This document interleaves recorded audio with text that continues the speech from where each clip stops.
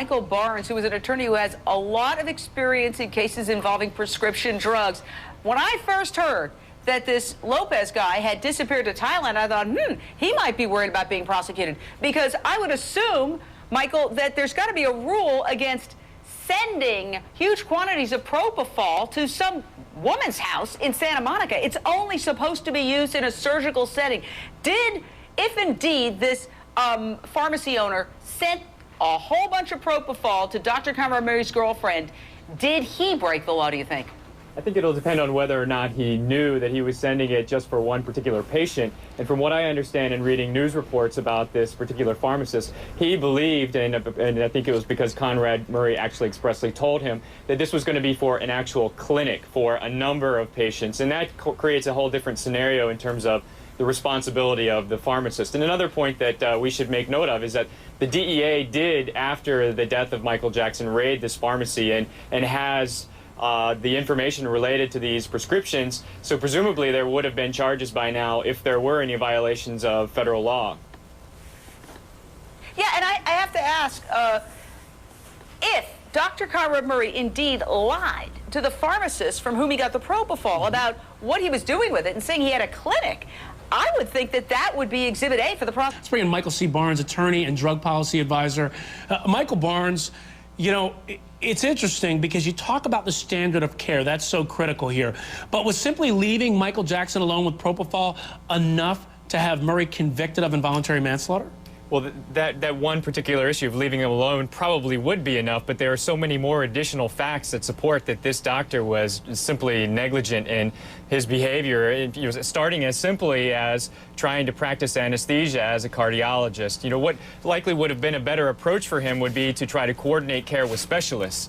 But just all of the facts are adding up to 17 or more incidents that were clearly negligent, and it's going to be very interesting to see how these facts come out and whether they're going to be different from what was initially told to investigators. Bring in Michael Barnes, who is an attorney who's also an expert on prescription medications and medical medications in general. Here's my question to you, Michael. The defense is saying, well, Michael Jackson gave himself the crucial amount of propofol that put him over the top and killed him, even though they admit that Dr. Conrad Murray gave him some. Now, well, everybody's saying you can't drink propofol and kill yourself. It doesn't work that way. But is it possible that there was a catheter or something already attached to Michael Jackson that if he woke up while Dr. Conrad Murray was out of the room, he could have just gone and given himself a little bit more?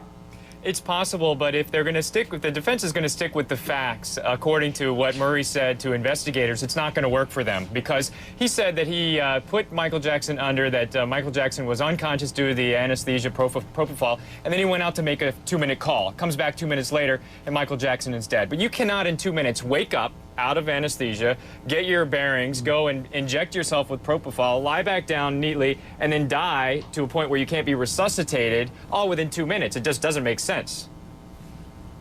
Yeah, you know, you bring up a great point because that propofol would have knocked him out. How can he inject that propofol at that point? Well, I have a follow-up because I was sort of surprised, having had propofol myself for surgery, that the amount that Dr. Conrad Murray claims that he gave Michael Jackson would only knock you out for 3 to 5 minutes. Can you address that, Michael Barnes?